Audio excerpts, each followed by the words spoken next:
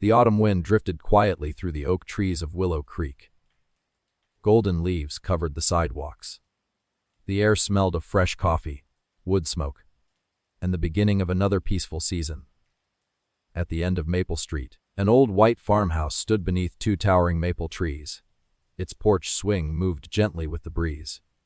Every evening, an elderly man sat there, watching the sunset, waiting for nothing, grateful for everything. His name was William Carter. He was 87 years old, a widower, a retired carpenter. His hands were no longer as strong as they had once been, but they still carried the roughness of a lifetime spent building homes for other families. Inside his house, everything remained simple. The old clock above the fireplace still ticked faithfully.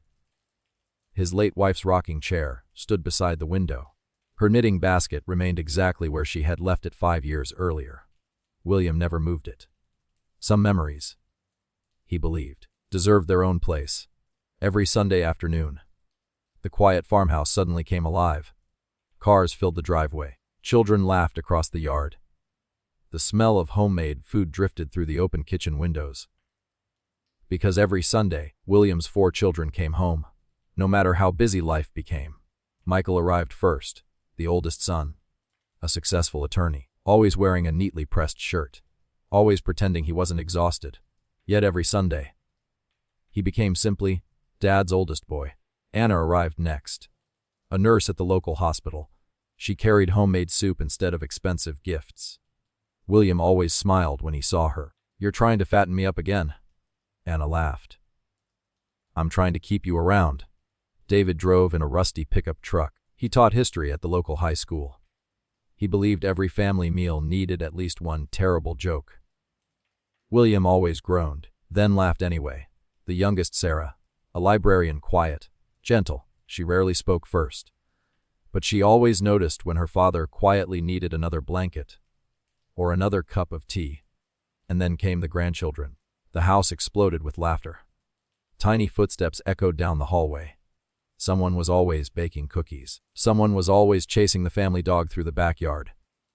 William often sat quietly, watching it all, his eyes filled with gratitude. One Sunday, 8-year-old Lily climbed onto his lap. "Grandpa," she whispered. "Were you always old?" The entire table burst into laughter. William smiled. "I don't remember." Lily frowned thoughtfully. "I think you skipped being young." William laughed harder. "So did your father." The room filled with warm laughter once again. Later that evening, after everyone had gone home, the farmhouse became quiet. Too quiet. William slowly carried a cup of tea onto the porch. He sat alone beneath the fading sky. The silence felt heavier than before. His hands trembled slightly as he reached for the porch railing. Standing took longer now. Walking required more effort. Even carrying groceries had become difficult. For the first time, William quietly admitted something to himself. He could no longer live alone forever. The following week, he slipped while reaching for a pan in the kitchen. He wasn't seriously injured, only a bruised shoulder, but it frightened him. Not because of the fall, because no one had been there. At the hospital, the doctor spoke gently. "Mr. Carter, you're doing remarkably well for 87. He smiled kindly. "But living alone may no longer be the safest choice." William nodded. He had already known. He simply hadn't wanted to hear someone else say it. That Sunday, the family dinner felt different. Everyone noticed. William smiled as always. He joked with the grandchildren. He complimented Anna's cooking. He laughed at David's terrible jokes. Yet, his children could see something behind the smile. Finally, Michael spoke. "Dad, is something wrong?" William hesitated, then quietly answered, "I had a little fall." 4 forks stopped moving at exactly the same moment. Anna immediately leaned forward. "Tuesday." William replied calmly. David frowned. "Why didn't you call us?" William smiled gently. "I didn't want anyone worrying." Sarah quietly reached across the table. She held her father's weathered hand. "You've never been a burden," she whispered. William lowered his eyes. "I know." He paused. "But I don't want to become one." Silence settled across the dining room. Even the grandchildren stopped talking. Michael slowly stood toward the fireplace. looked at the old family photograph hanging above it, then turned back. "I think," he said quietly. "We already know what to do." His brothers and sisters looked at one another. Without speaking, each nodded, almost as though they had all reached the same decision at the same time. Michael smiled. Yeah. "You're not moving into a nursing home." William looked surprised. "I don't want to interfere with your lives." Anna gently shook her head. David smiled. "We'll simply change ours." Sarah unfolded a small calendar from her purse. She placed it gently on the dining table, then wrote 4 names across the top: Michael, Anna, David, Sarah. Beneath each name, she wrote 1 month. Michael looked toward his father. "Every month. You'll stay with one of us." Anna smiled. "You'll always have family around." David laughed. "And you'll never have to eat my cooking for more than 30 days. The room filled with laughter. Even William laughed, though tears quietly formed in his eyes. He looked slowly at each of his children. "I don't know how to thank you." Michael gently squeezed his shoulder. "You already did." William looked confused. Michael smiled. "You spent 18 years taking care of each one of us." He paused. "I think it's finally our turn." William quietly looked around the table, at his children, at his grandchildren, at the home he had built with his own hands decades earlier. For the first time since his wife had passed away, he no longer felt afraid of growing old, because he suddenly realized he wasn't facing it alone. The following Monday, William packed only one small suitcase, a few shirts, his favorite cardigan, an old Bible, a framed photograph of his late wife, and the worn leather journal he had written in every evening since she passed away. That was all. 87 years of life, reduced to one suitcase. Michael arrived just after breakfast. He quietly loaded the suitcase into the trunk. Neither of them spoke much. Some goodbyes. Didn't need many words. Before locking the farmhouse door, William turned around one last time. His eyes rested on the front porch, the porch swing, the flower garden his wife had loved, the workshop where he had spent 40 years building furniture. He smiled softly. "I'll be back soon," he whispered, almost as though he were speaking to the house itself. Michael gently placed a hand on his father's shoulder. "Ready?" William nodded. As ready as an old man can be. The drive took less than 20 minutes. Michael's home was lively, warm, filled with the sounds of family. The moment they pulled into the driveway, the front door burst open. "Grandpa!" 8-year-old Lily came running as fast as her little legs could carry her. She wrapped both arms around William before he could even step out of the car. "You finally moved in," she announced proudly. William laughed. "I thought I was only visiting." Lily shook her head. "No, this is your home too." The words were simple, spoken without thinking. Yet they stayed with William for the rest of the day. Inside, Michael and his wife had prepared the downstairs guest room. Fresh flowers rested beside the window. A comfortable chair stood near the bookshelf. Several framed family photographs had already been placed on the dresser. Even William's favorite tea sat neatly beside an electric kettle. Michael smiled nervously. "I hope it's all right." William looked around slowly. His voice became quiet. "You thought of everything." That evening, the family ate dinner together. Lily insisted William sit beside her.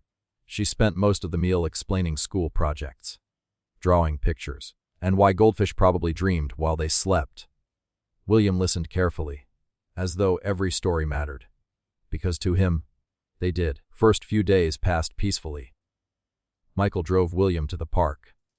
They watched ducks swimming across the lake, read newspapers together, played chess after dinner. But whenever the house became quiet, William felt uneasy. He noticed Michael leaving work early, Anna stopping by after hospital shifts, Sarah bringing groceries, David mowing the lawn on weekends. Every act of kindness made William smile, and every act of kindness made him feel guilty. One afternoon, Michael returned home carrying grocery bags. William immediately stood. "I'll help." Michael smiled. "Dad, I've got it." William reached anyway. His hand trembled. One bag slipped. Several apples rolled across the kitchen floor. "I'm sorry," William whispered. "I should have been more careful." Michael quickly gathered the apples, then looked directly at his father. "Dad, you never have to apologize for getting older." William forced a smile, but inside, he wasn't convinced. That night, unable to sleep, he quietly opened his journal. The familiar leather cover felt comforting beneath his hands. He wrote slowly, "Monday, Michael is trying very hard, perhaps too hard. I hope I am not making life difficult for them." He paused, then added another sentence. "Growing old is strange. The body asks for help, long before the heart is ready to receive it." He gently closed the journal. The next morning, Lily found him sitting alone on the back porch. He stared silently toward the garden. The roses had just begun to bloom. She climbed onto the bench beside him. "Grandpa."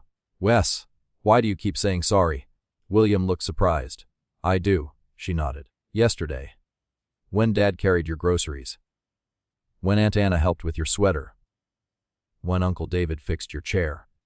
She frowned thoughtfully. "You always say sorry." William smiled gently. "I don't want everyone taking care of me." Lily remained quiet for a moment, then asked, "Can I tell you something?" "Of course. When I was a baby, my mommy told me. I cried almost every night." William chuckled. "I can believe that." Lily continued. "Dad stayed awake. Mom stayed awake. They took turns holding me. They changed my diapers. They fed me. They carried me." She looked directly into William's eyes. "Did they ever tell me I was a burden?" William answered immediately. "Never." She smiled. "Why not?" "Because," William said softly, "they loved you." Lily nodded. "Exactly." She reached for his weathered hand. Her tiny fingers wrapped gently around his. "So, when you helped Dad, when he was little, were you tired?" William laughed. "Almost every day." "Did you complain?" "No." "Did you think he was a burden?" William smiled. "Never." Lily grinned. "Then why do you think he thinks that about you?" The words landed gently, yet they reached somewhere deep inside William's heart. He looked toward the garden, toward Michael washing the family car, toward his son, now almost 60 years old. Suddenly, William remembered something. 40 years earlier, Michael had broken his leg falling from a bicycle. For nearly 3 months, William had carried him everywhere. Upstairs, downstairs, into doctor's appointments, back to bed every night. He had never once considered it inconvenient, because fathers didn't count sacrifices. They simply loved. Tears quietly filled William's eyes. Lily squeezed his hand again. "Grandpa." "Yes, it's okay," she smiled. "We're just taking turns carrying you now." William could no longer hold back his tears. He gently pulled Lily into a hug. Neither of them spoke. The silence said enough. That evening, William opened his journal once again. Below yesterday's entry, he wrote, "Today my granddaughter reminded me of something I somehow forgot. Love never keeps score. Parents don't count the nights they stayed awake. Children shouldn't count them either. Perhaps accepting love is another way of giving it." He closed the journal. For the first time since leaving his farmhouse, the guilt inside his heart felt just a little lighter.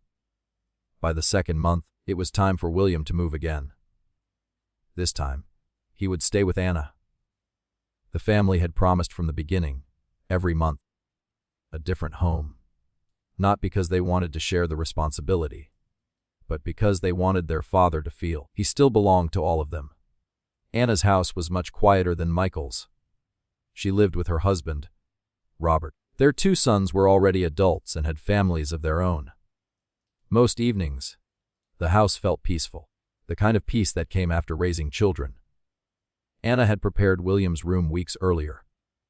Fresh white curtains, his favorite armchair beside the window, a bookshelf filled with novels he loved, and a small framed photograph of William and his late wife on their 50th wedding anniversary. William smiled. "You remembered." Anna laughed softly. "I remember everything." The days followed a gentle rhythm. Anna worked long shifts at the hospital. Robert volunteered at the community garden. William often spent his afternoons reading on the back porch. Sometimes, he simply watched birds visit the old oak tree. Old habits are difficult to leave behind. Even as a guest, William searched for ways to help.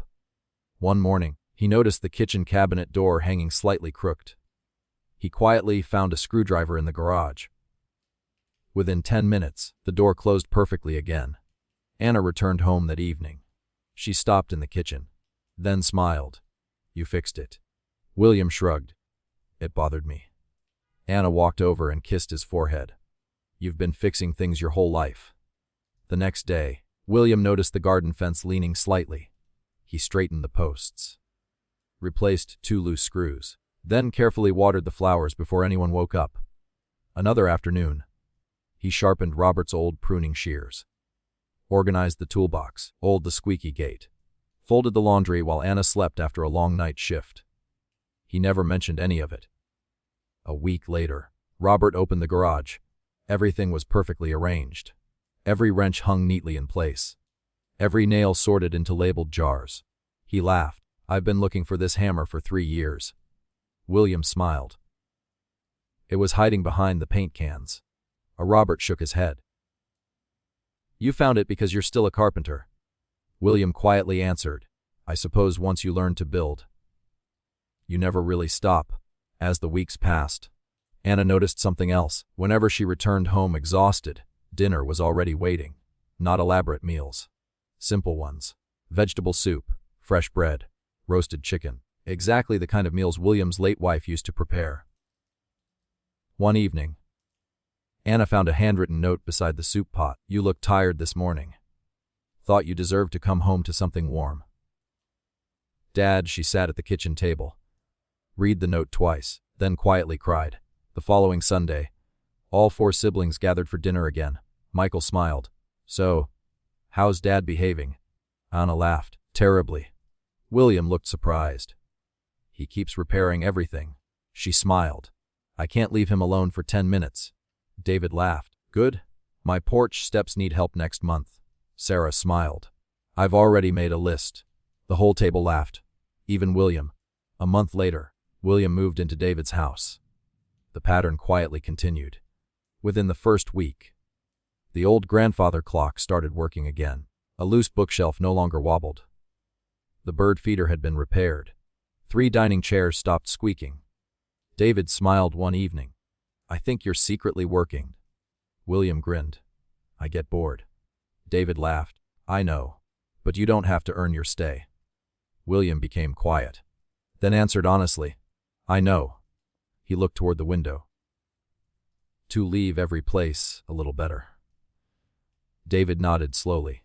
Those words stayed with him. When it became Sarah's month, William noticed she often stayed late at the library. So every evening, he turned on the porch light before sunset, made fresh tea, and left 1 chocolate cookie beside her favorite chair. Never 2. Always 1. Because Sarah always joked, 1 cookie is self-control. One rainy evening, she came home exhausted. The porch light glowed softly. Warm tea waited on the table. The cookie rested beside it. A tiny handwritten note lay underneath. "Welcome home. Someone was waiting for you." Sarah smiled through tears. She carefully folded the note into her purse. She would carry it for years. By the end of the first year, something unusual had happened. Michael's home felt more organized. Anna's garden bloomed more beautifully than ever. David's workshop had become perfectly arranged. Sarah's evenings somehow felt less lonely. None of the siblings talked much about it. Yet each quietly noticed. Their father never arrived empty-handed. He didn't bring expensive gifts. He didn't write large checks. He simply left behind small acts of love. One Sunday evening, after dinner, Emily, the youngest granddaughter, walked through each room of the farmhouse. She looked confused. She asked, "Why does Grandpa always fix things, even when nobody asks?" The adults smiled. No one answered immediately. Finally, Michael spoke softly. "Because that's how Grandpa says, 'I love you.'" William looked down at his weathered hands, the same hands that had built houses, rocking horses, dining tables, tree houses, simply tightened loose screws, cooked soup, and turned on porch lights. Perhaps love didn't always need grand speeches. Sometimes, it sounded like a squeaky door that no longer squeaked, a warm bowl of soup after a difficult day, a porch light left on, so someone would never come home to darkness. That night, William opened his journal once more. He carefully wrote, "A carpenter spends his whole life repairing broken things. Today I realized, families are no different. Sometimes they don't need big miracles. Just someone who quietly notices the little things." He smiled, closed the journal, and turned off the bedside lamp. Outside, a gentle breeze moved through the maple trees. Inside, without realizing it, William had already begun leaving behind something far more valuable than an inheritance. He was leaving his children a way to love one another. Another autumn quietly arrived.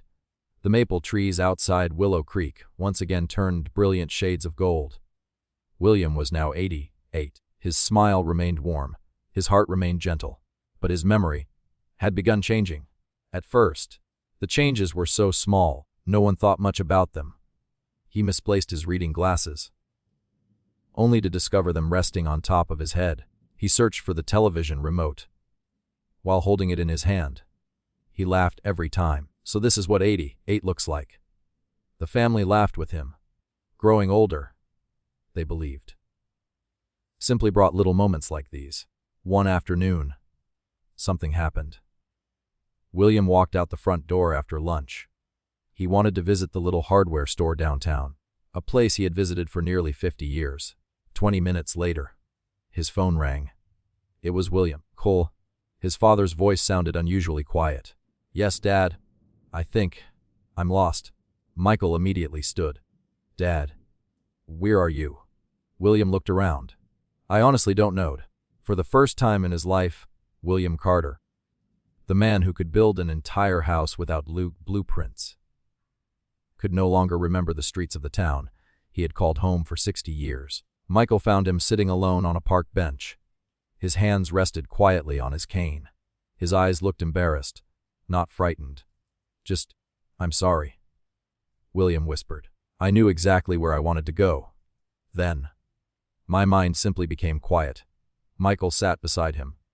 Neither man spoke for several minutes. Finally, Michael smiled. "You know, when I was 6, I got lost at the county fair." William looked over. "I remember. You carried me on your shoulders all the way back to Mom." Michael laughed softly. "I cried the whole time." William smiled faintly. "You thought I'd never find you." Michael gently squeezed his father's shoulder. "But you did." He paused. "So now, if you get lost, I'll find you." William quietly wiped away a tear. The doctor confirmed what the family had begun to suspect. William was in the early stages of memory loss. Not severe, not yet, but enough that he should never be alone for long periods. The news settled heavily over the family. Not because they feared taking care of him, they feared watching him slowly forget. That Sunday, family dinner felt unusually quiet. Even David's jokes couldn't completely lift the mood. William looked around the table, then smiled sadly. "Sorry." Anna immediately looked up. "For what? If someday I forget your names." The room became completely silent. Sarah reached across the table, took his hand.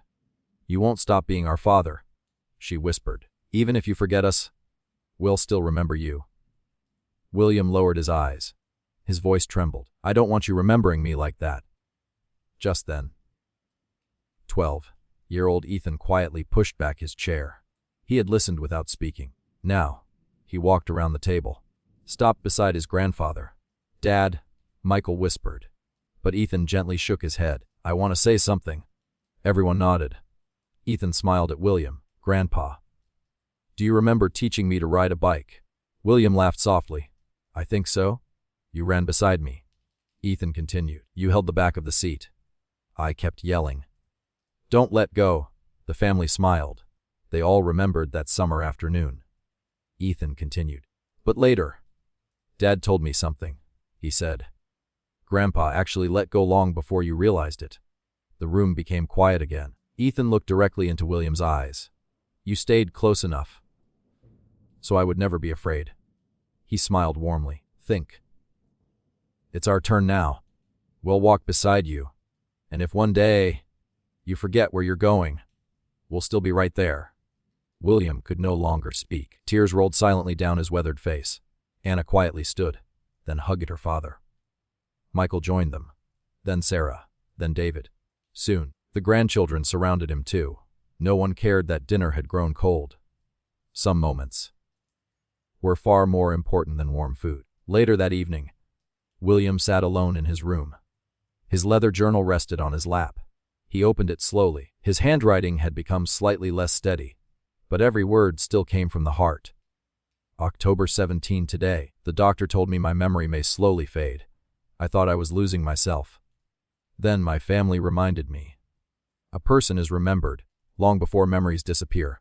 Perhaps growing old isn't about forgetting. Perhaps it's about learning to trust the people who never forget you. He closed the journal, looked toward the family photograph on the bedside table. His late wife smiled back from the faded picture. William whispered softly, "We did all right." Outside, the porch light glowed warmly against the cool autumn night. Inside, 4 children quietly made another promise. Not aloud, not on paper, only in their hearts. No matter how many memories their father might lose, he would never lose his family. Winter arrived earlier than anyone expected. A light blanket of snow covered Willow Creek. The maple trees stood bare against the pale morning sky. Inside Michael's home, the fireplace burned softly. William sat in his favorite chair, holding a fountain pen. For several minutes, he stared at a blank sheet of paper. His memory had become less reliable. Some mornings, he remembered every detail of his childhood. Other days, he struggled to remember what he had eaten for breakfast. It frightened him, not because he feared forgetting, because he feared running out of time to say what mattered most. That afternoon, he quietly asked Michael, "Could you take me to the old workshop?" Michael smiled. Of course. The little workshop behind William's farmhouse had remained untouched. The familiar scent of cedar still filled the room. Every tool rested exactly where William had left it. His old workbench stood beneath the window, worn smooth by 40 years of honest work. William slowly walked inside. He gently ran his hand across the wooden surface. "This bench," he whispered, "built more than furniture." Michael smiled. "It built our childhood." William chuckled softly. "I suppose it did." After a few minutes, he looked toward his son. "Would you mind leaving me alone for a little while?" Michael nodded. "I'll be right outside." The workshop became quiet. Only the ticking of an old wall clock could be heard. William opened a small wooden drawer beneath the workbench. Inside rested a simple cedar box. Its corners were carefully joined by hand. The lid had been polished until it felt almost silky. He smiled. "I finally finished you." He lifted the box onto the workbench, then opened it. Inside were 4 empty envelopes. Nothing else. William picked up his fountain pen. On the first envelope he carefully wrote Michael, the second, Anna the third, David the fourth, Sarah. His hands trembled slightly, not from fear, only from age. He unfolded the first sheet of paper, then slowly began writing. "Dear Michael, you were only 8 years old when you decided you wanted to be just like me. I secretly prayed you would become a better man than I ever was. You did." William smiled as memories returned. A little boy carrying a toy toolbox, following him around every construction site, trying to hammer nails that were far too large. He continued writing. "I know you've always felt responsible for everyone. Now I need you to remember something. Strong people also need rest. Take care of your family. Don't forget to take care of yourself." A small tear landed on the paper. William quietly wiped it away before the ink blurred. The second letter was for Anna. "My dear Anna, you inherited your mother's gentle heart. You always noticed pain before anyone asked for help." He smiled, remembering scraped knees, school concerts, late night fevers. Anna had always been the first child to ask, "Is everyone all right?" He wrote one final sentence. "Never believe kindness makes you weak. It is the strongest thing our family has ever carried." The third letter belonged to David. William laughed quietly before writing. "David, thank you for making me laugh. Even when my heart was heavy." He remembered camping trips, fishing mornings, burned pancakes, terrible jokes, and a little boy who somehow believed every problem could be solved with a smile. Don't ever lose that gift. Families survive difficult years because someone keeps them smiling. Finally, he unfolded the last sheet. Sarah Williams sat silently for a long time. Longer than before. Sarah had always been the quietest. She rarely asked for attention, rarely spoke about her own struggles. She simply listened, helped, stayed. William carefully began writing. My sweet Sarah, some of the loudest love I've ever received came from your quiet heart. He paused, looking through the workshop window. Snowflakes drifted gently across the yard. He continued. Never think people overlook what you do. The quietest kindness often echoes the longest. When the fourth letter was finished, William placed all 4 envelopes inside the cedar box, then gently closed the lid. At that exact moment, Michael knocked softly on the workshop door. Dad. William smiled. Finished. Michael walked inside. He noticed the wooden box. What's that? William chuckled. Can I see it? William gently shook his head. Not yet. Michael smiled. I wasn't expecting you to say yes. William laughed. You know me too well. That evening, back at the house, Lily found Grandpa quietly polishing the little cedar box. Less, as it a treasure chest. William smiled. I suppose. It is. What treasure is inside? William looked toward the family laughing around the dinner table. His eyes softened. Everything that really matters. Lily frowned. There aren't any gold coins. William laughed. No. She smiled. Then it must be a grown-up treasure.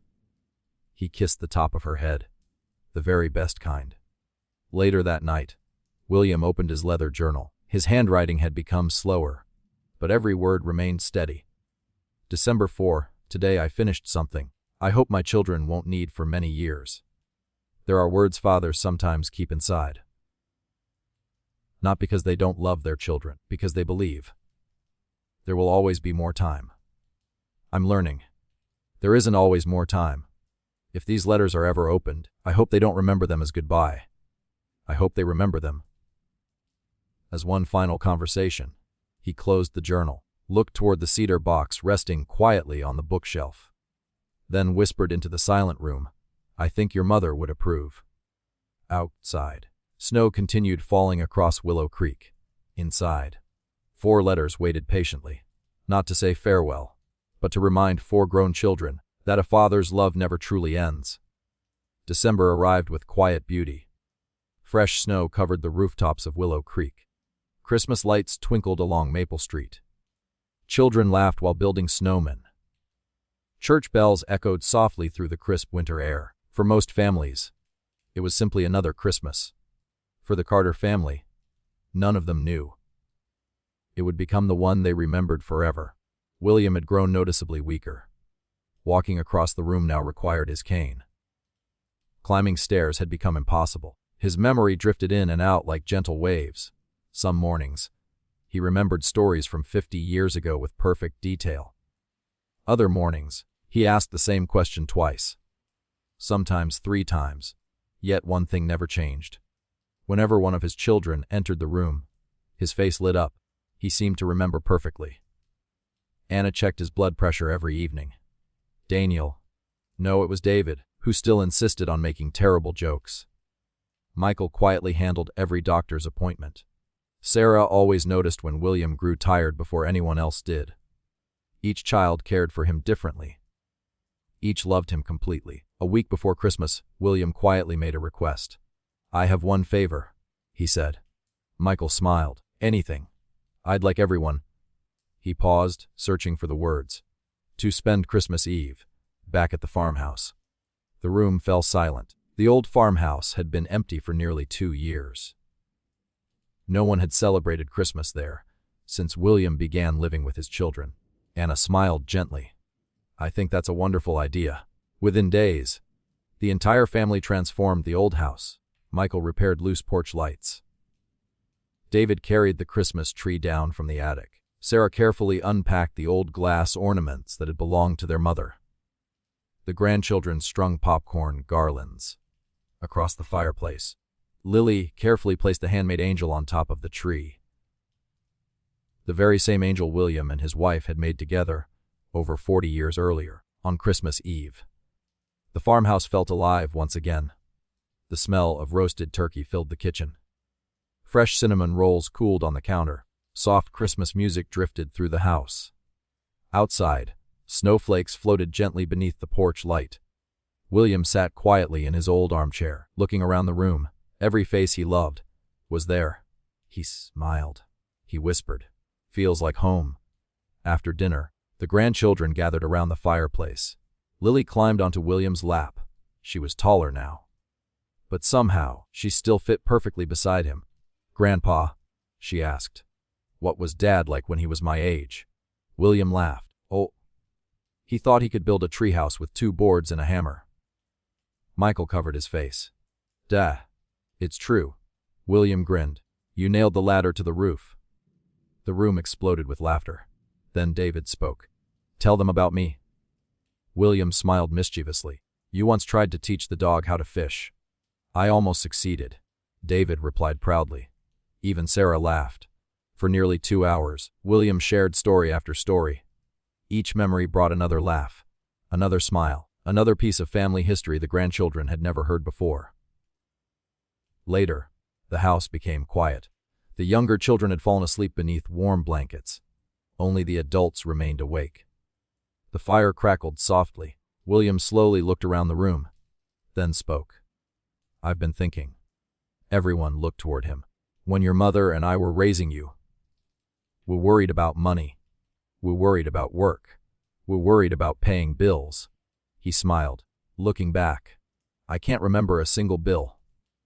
The room became very still. "I remember Christmas mornings. I remember birthday capes. I remember camping trips.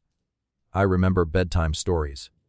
He looked at each of his children. "The moments you think are ordinary today, they'll become the memories you treasure tomorrow."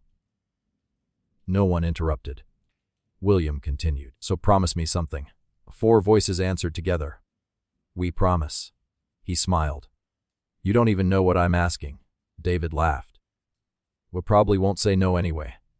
William reached across the coffee table. His weathered hand rested gently on the old family Bible. "When I'm gone," he said softly, "don't argue over furniture." A few gentle smiles appeared. "Don't argue over money." His voice remained calm. "And don't let holidays become too busy for family." He paused, looking at every child. Every grandchild sleeping peacefully nearby. Every Christmas Eve. "No matter where life takes you, I want this family to eat dinner together." He smiled. "Not because of me. Because families don't stay close by accident. They stay close because someone keeps inviting everyone back to the table."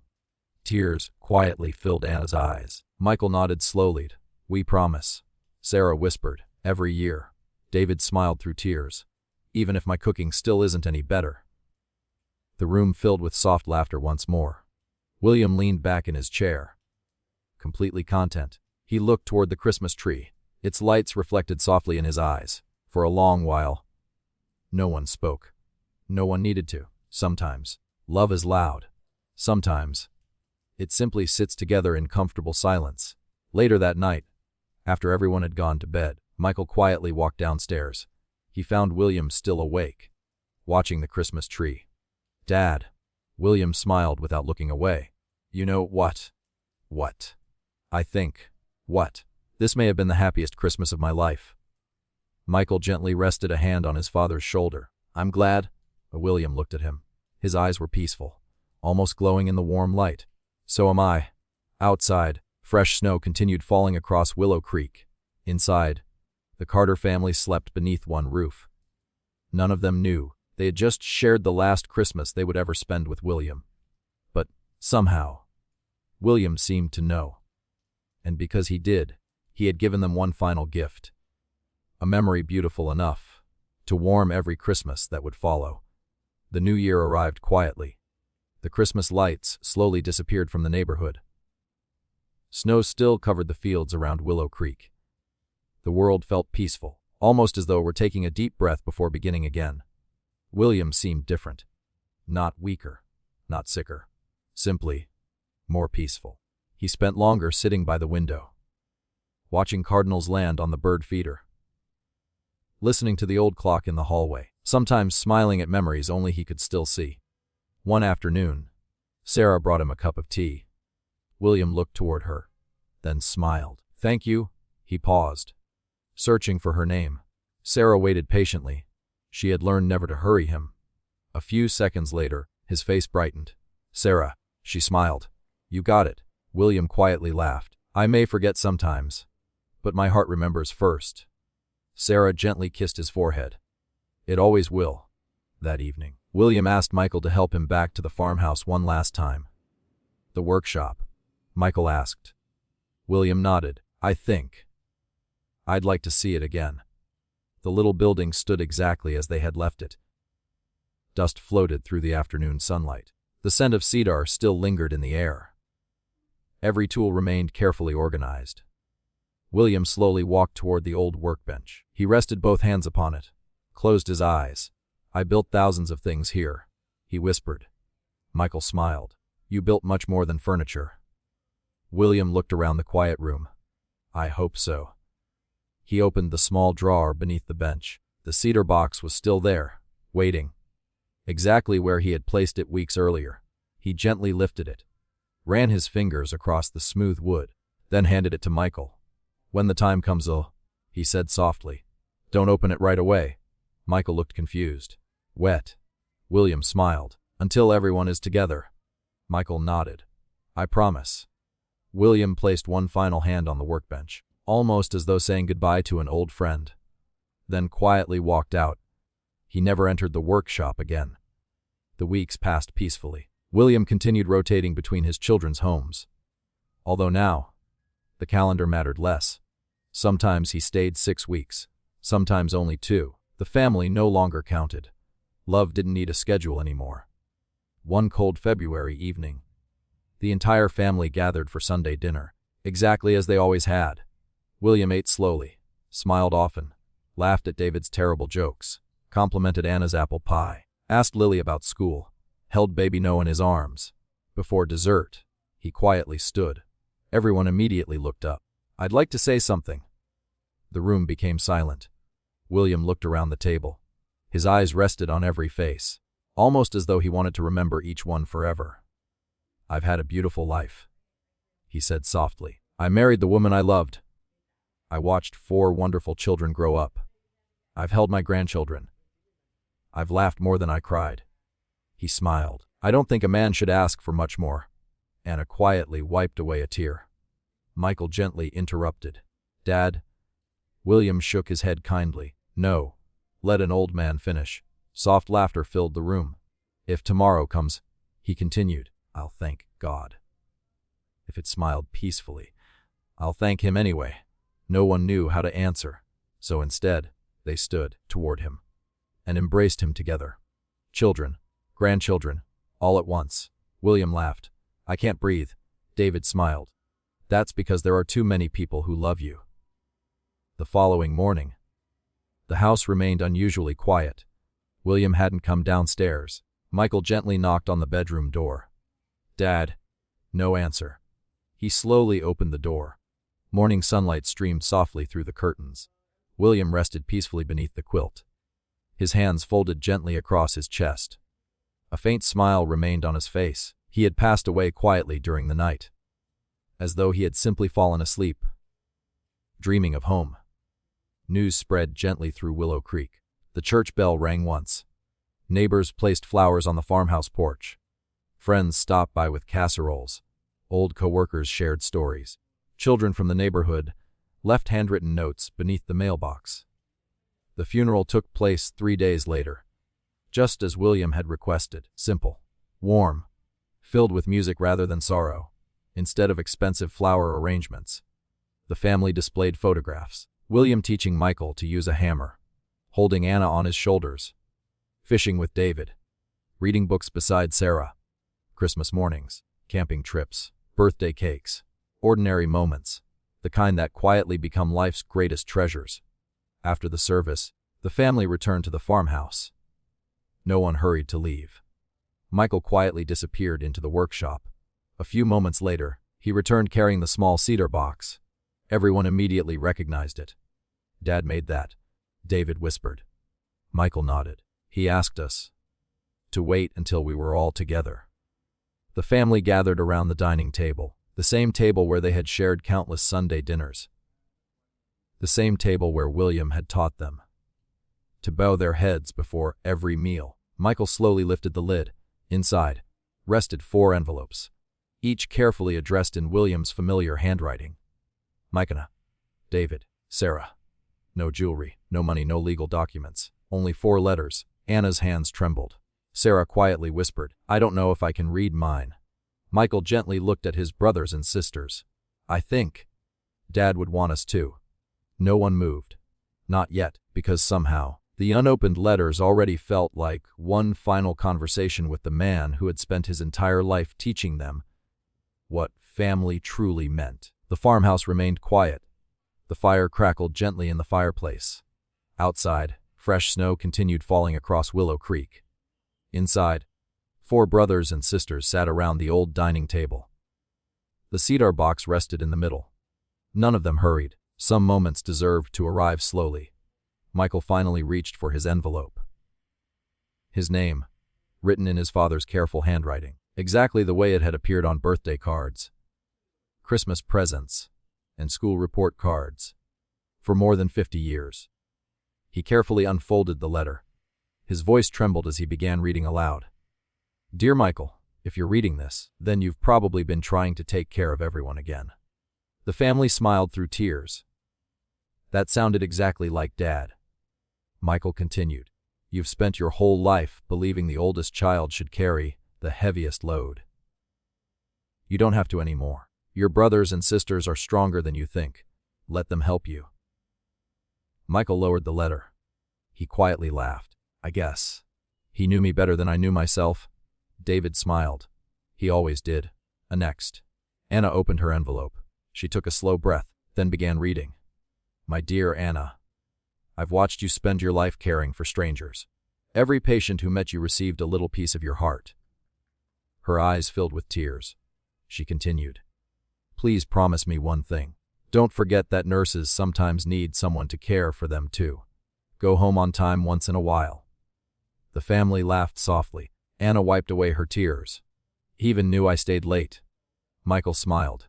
He noticed everything. David quietly opened his own letter. He smiled before reading the first sentence. "David, thank you for making this family laugh, even when life gave us reasons to cry." David looked down. His smile slowly faded into tears. He continued, "People often think funny people never hurt. I know better." The room became completely silent. "Thank you for smiling anyway." David folded the letter against his heart.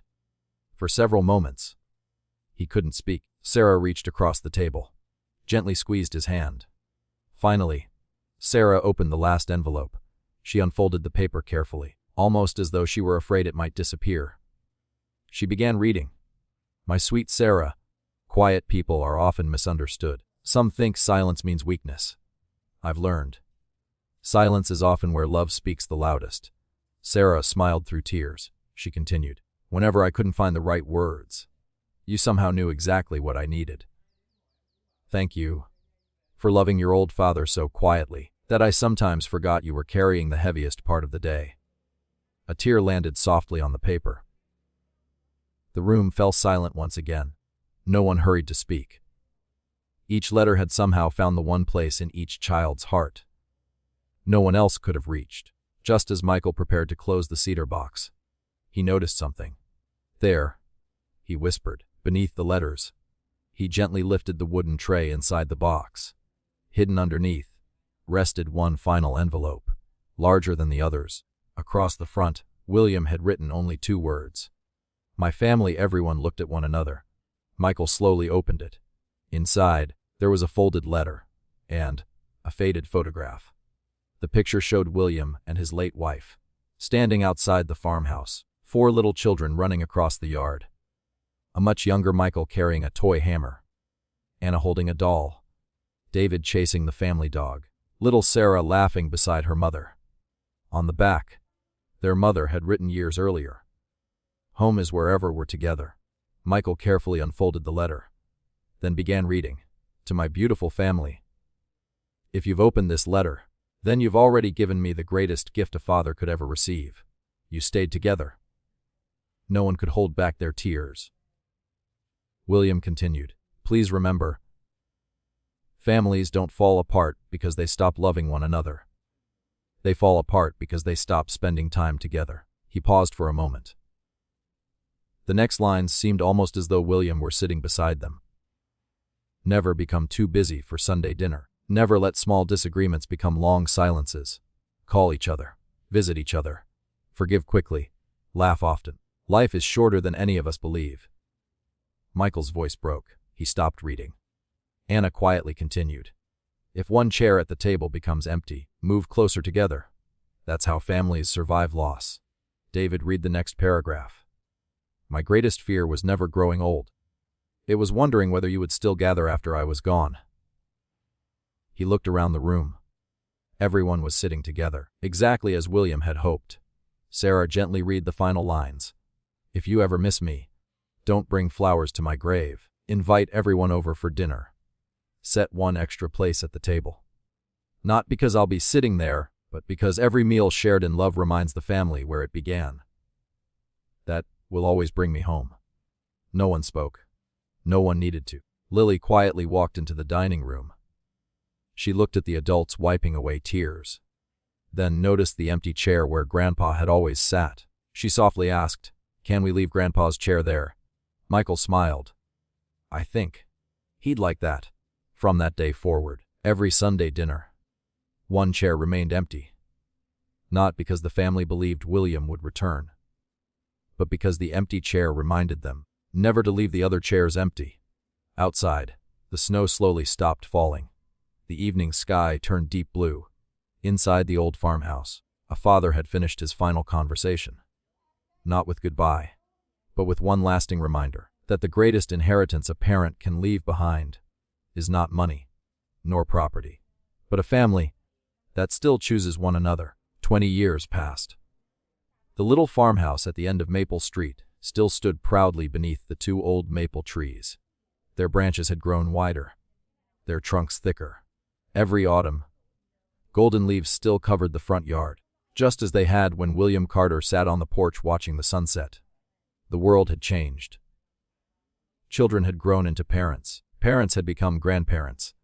Time had quietly moved every generation forward. But one thing never changed. Every Sunday evening, cars still filled the driveway. Children still laughed across the yard. The smell of homemade food still drifted through the kitchen windows. And around the dining table, one chair always remained empty. New visitors often asked about it, as someone coming later. The Carter family would simply smile. Then Lily, now 30 years old and the mother of 2 little boys, would answer softly, "No, that chair reminds us never to let the others become empty." Her sons didn't fully understand.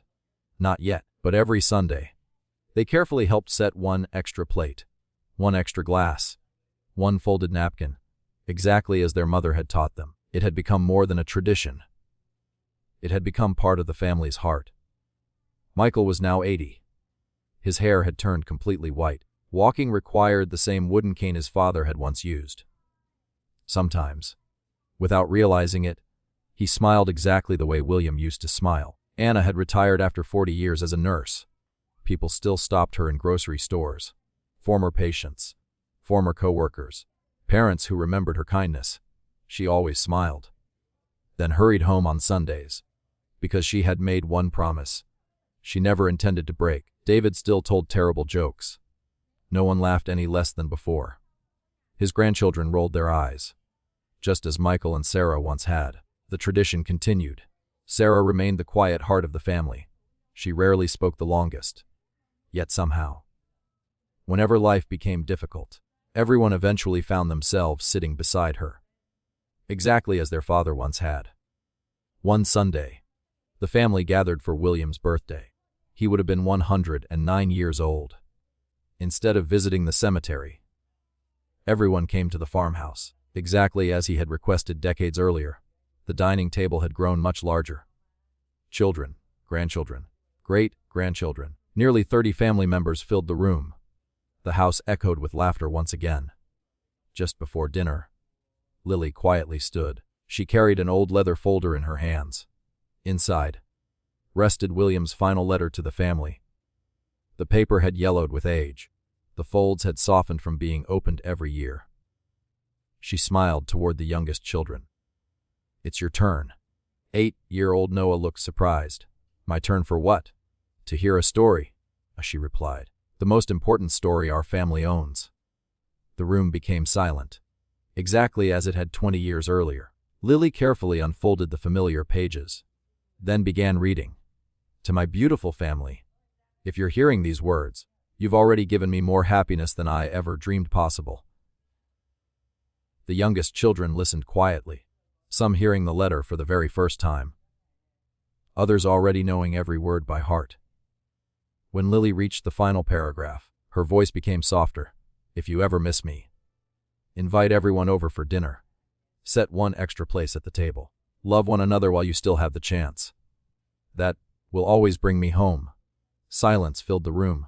Not a sad silence, a grateful one. Little Emma, only 6 years old, looked toward the empty chair, then asked, "So, Grandpa still comes to dinner?" The adults smiled. Michael gently knelt beside her. "In a way, he does." Emma frowned. "I can't see him." Michael gently touched her little hand. "You can see him." She looked confused. "When your mommy hugs your uncle, that's Grandpa. When Aunt Sarah makes everyone tea-aw, that's Grandpa. When Uncle David makes terrible jokes." The whole family laughed. Michael smiled. "That's definitely Grandpa. And when everyone keeps coming back, every Sunday, year after year." He looked toward the empty chair. "That's Grandpa too." Emma slowly smiled. "I think I understand." After dinner, the children ran into the backyard, exactly as Michael, Anna, David, and Sarah had done decades earlier. The adults watched from the porch. No one reached for a phone. No one hurried to leave. No one checked the time. David quietly looked toward the sunset. "You know what?" Michael asked. "Dad was right." "About what?" David smiled. "The inheritance." Michael looked puzzled. "We didn't inherit much money." David shook his head. "Why inherited something better?" He looked across the yard where 3 generations laughed together beneath the maple trees. "We inherited each other." No one answered, because no better answer existed. As evening settled over Willow Creek, the porch light came on automatically, exactly as William had always done. The warm glow stretched across the front yard, welcoming anyone who might still be arriving. Inside, the dining table remained full, one chair, still empty. Yet somehow, never alone. William Carter never became famous. He never wrote a best-selling book. He never appeared on television. He simply loved his children, then accepted their love in return. He spent 18 years raising 4 children. His children spent the final years of his life walking beside him. Not because they had to, because they wanted to. And through that simple choice, William left behind something greater than wealth, greater than property, greater than any inheritance money could ever buy. He left behind a family that never stopped coming home.